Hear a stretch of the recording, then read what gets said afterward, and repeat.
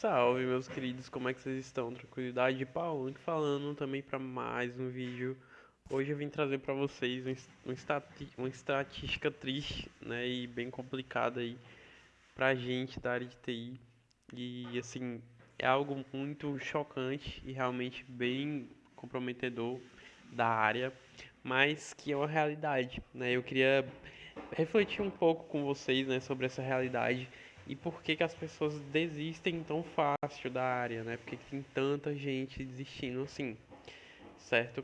Então, assim, o que a gente pode estar lendo aqui, certo? Em 2023, desistiram mais de 73 pessoas, certo? E aí todo mundo tá falando aqui agora, né, nessa reportagem, nesse blog. Programador, a carreira mais enganosa do mundo. Sendo que, assim, é realmente muito triste estar acontecendo, porque muitos vendedores de curso estão vendendo coisas prometendo um mundo, prometendo estabilidade, certo? E, na minha humilde opinião, o que menos vai ter com relação a um programador é estabilidade, certo? Eu vejo muito programador sênior mudando muito de empresa. Imagine o júnior, né? O júnior ou estagiário da vida que às vezes sai daquela empresa e demora tanto tempo para chegar na próxima oportunidade, sabe?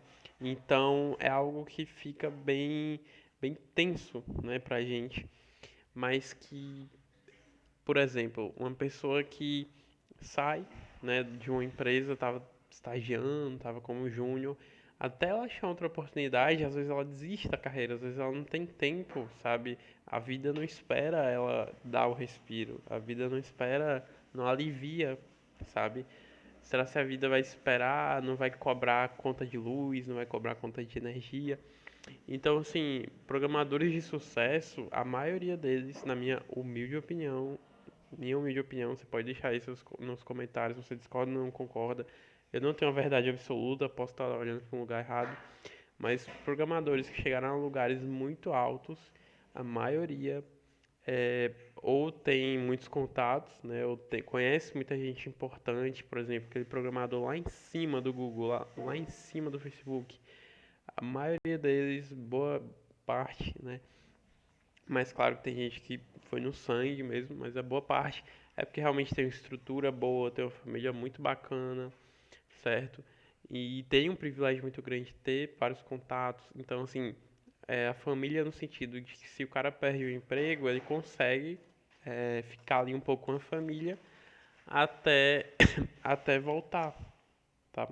Até uma nova oportunidade em outra empresa. E assim, vale a pena mesmo assim? Então, depende, né? O quanto você consegue se virar até a próxima oportunidade e o quanto você consegue se manter na área. É meio trágico falar assim, mas é a realidade. É a realidade nua e crua. É o quanto você consegue ficar fora da área, né? Tendo uma boa família ou não, e o quanto você aguenta ficar de fato em uma empresa, né? Então, quanto mais tempo você ficar na empresa, quanto mais experiência você pegar, quanto mais evolução você obtiver assim, e você conseguir exibir isso no teu currículo, exibir isso no teu LinkedIn, melhor. Então, às vezes, não é nem questão só da culpa na área, sabe? Às vezes a pessoa não tem uma orientação que ela tem que ter no mínimo um LinkedIn, ela não tem a orientação que ela tem que ter no mínimo um GitHub, ela não tem a orientação que ela tem que ter no mínimo um currículo legal. Então, essas coisas que as pessoas não otimizam às vezes acabam pesando um pouco. Então, uma dessas três coisas que falta, principalmente não ter o LinkedIn, por exemplo, mesmo que ela trabalhe em São Paulo, por exemplo, que deve ter muitas empresas aí, Belo Horizonte também tem muitas empresas de programação. Ela fica ali só dependendo de ficar mandando currículo para aquelas empresas. Mas ele também podia estar trabalhando remoto, sabe? Então, assim, isso acontece de verdade, sabe? Muita gente ali tem essa desinformação de não conseguir saber o que que ela tem que otimizar para conseguir o emprego mais rápido possível se ela sair de uma empresa, né? Então, ou para conseguir a primeira oportunidade, tá? Então, são esses níveis de consciência, às vezes, que faz com que uma pessoa fique muito perdida na área. né? Então, mandar pelo menos 5 currículos no dia, né? Se você não tá em nenhuma empresa. Eu mandava currículo pra caramba, velho, pra ter minha primeira oportunidade. Então, assim, muita gente que começa na área nem chega até a primeira oportunidade, fica atrás ali, fica batalhando atrás. Mas sabe, é aquele cara que trabalha o dia todo, geralmente, como vendedor, por exemplo, uma função mais simples, né? Por exemplo, digamos assim, simples entre aspas, né? Porque quem é vendedor tem suas habilidades enormes aí e pode escalar muita coisa aí, principalmente na internet, sabe usar essa habilidade do físico e pro digital, enfim. Não estou desmerecendo que é vendedor, mas o objetivo do cara é ser programador e ele tá ali como vendedor, e aí ele não tem essa consciência de ter um LinkedIn, de ter um currículo legal, de procurar quem é que tem um currículo legal para ele se inspirar, procurar onde ele vai achar, né, que no caso seria ele ir no LinkedIn. E ele não se informa, ele só fica ali na faculdade, estudando as coisas da faculdade, não tem aquele start, aquele tique que gira, que é você perceber que a faculdade às vezes ensina frameworks e ferramentas e linguagens que nem se usam mais, sabe? Então, por exemplo, minha faculdade estava ensinando como fazer back-end com o Cat do Java, que é antigaço, assim.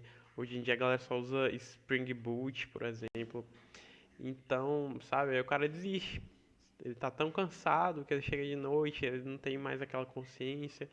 Ele desiste muito fácil, tá? Quem não desiste e gira a chave realmente na cabeça, começa a otimizar, nossa, vou fazer um LinkedIn, vou fazer um currículo, vou fazer um GitHub, e tudo devagar, sabe? Aí é o cara que vai pra frente, né? E assim, eu sou um cara muito privilegiado, principalmente pela minha família, né? Eu consigo me escorar um pouquinho na minha família se acontecer qualquer coisa. E eu tenho esse suporte, né? Mas muita gente não tem. E isso, né, essa desistência é indiretamente ligada à falta de consciência, no caso, diretamente ligado a esse caso, e indiretamente ligado à desigualdade social, né? Então, o cara não tem como ficar esperando tanto tempo ali pra ser um programador. Ele acaba desistindo. E muita gente também consegue a primeira oportunidade, fica com muito medo, tem uma experiência ruim, uma empresa ruim, sabe? Então são N fatores que influenciam a pessoa estar desistindo. E principalmente em questão de faculdade. Às vezes a pessoa começa uma faculdade ali, assusta com o primeiro código, assusta com muita coisa, sabe? Não encara, não bate no peito e fala, nossa, quero entender isso, quero saber como os maiores fazem. E infelizmente fica com medo, certo? E não é errado ter medo, tá? A pessoa às vezes ela só escolheu a área errada, mas pra no caso de TI, né, programação, é um pouco, é um pouco suspeito falar que tanta gente assim escolheu a área errada, sabe? É realmente a pessoa ter muito medo e assustar com os primeiros códigos. Eu, quando vi um HTML pela primeira vez, quando eu tava tentando entender JavaScript pela primeira vez, cara, eu me assustei. Eu falei, putz, véi, eu não cheguei a pensar em desistir, mas eu fiquei estagnado. Falei, pronto, não sei mais o que fazer. E agora? Sabe o que que vai ser?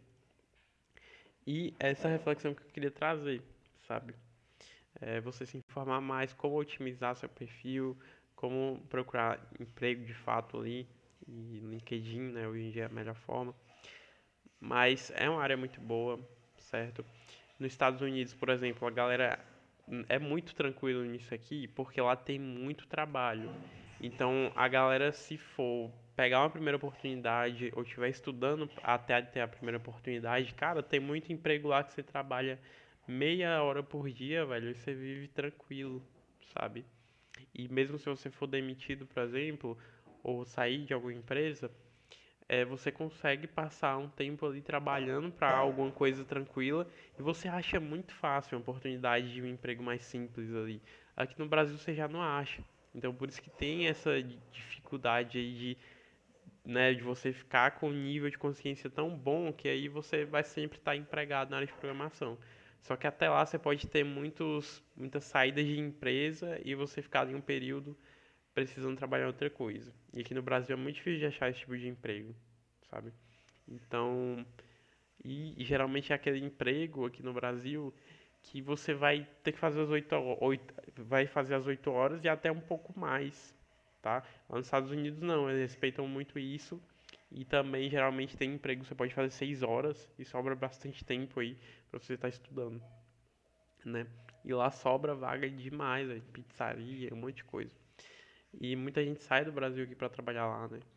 Só que é isso, né? É resistir, é persistir, não ter medo. Eu acho que a maior dificuldade no começo é você perder o medo. Hoje em dia, por exemplo, eu sei muita coisa e no começo eu tinha muito medo. Hoje em dia, eu olho uma coisa muito grande, eu olho um projeto muito grande no trabalho, ou coisa do tipo, e eu penso, véi, só bora, entendeu? Não tem mais medo.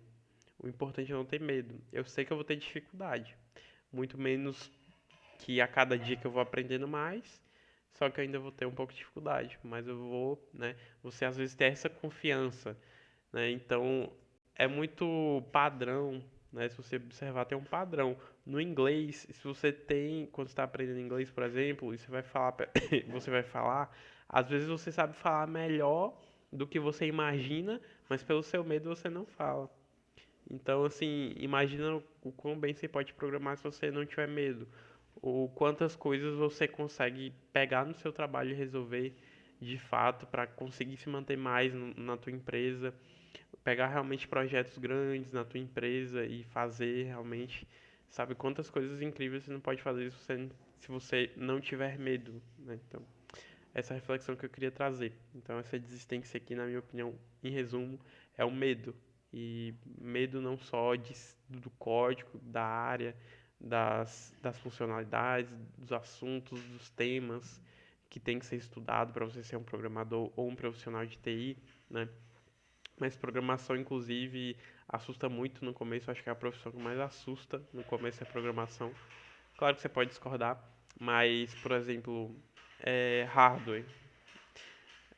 Hardware envolve muito cálculo também, por exemplo, assusta também.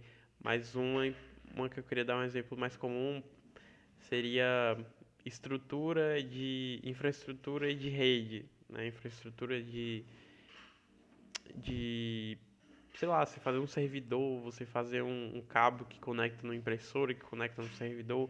Isso é muito mais fácil, né? Digamos assim, dá mais trabalho fisicamente e tal, mas é algo mais fácil porque você consegue imaginar melhor, sabe? Às vezes no código você trava um pouco, mas no começo. Claro que código é um pouco mais fácil depois que você aprende, mas assusta muito mais no começo, tá? Não estou dizendo que quem faz infraestrutura de rede é mais é mais de boa, é só que assusta menos você pegar um cabo, você saber que o cabo conecta aqui e que tem uma porta no computador que vai conectar nesse cabo, sabe? Nesse sentido, né? Você consegue imaginar mais as coisas. Mas o código, quando você começa, você não tem um embasamento físico naquilo. Você olha uma seta que abre ali, fecha ali, sabe? É muito você começar a acostumar com padrões que você está vendo na sua tela. Então, HTML tem um padrão de programação que você entende que abre a tag aqui e fecha ali. Até você conseguir fazer o seu cérebro mastigar aquilo e fixar, é um tempo, né? E cada vez que você olha de novo, você, putz, tá mais fácil de entender, tá mais fácil de entender. Mas muita gente, na quinta vez, ele desiste, sabe? Não quero mais ver aquilo. Assusta. E é isso. Esse foi o vídeo de hoje. Queria deixar essa reflexão aqui sobre essa notícia. Espero que você tenha gostado. Qualquer comentário, qualquer sugestão, deixa aí nos comentários. E é isso. Um abraço do Paulão e tamo junto. Valeu.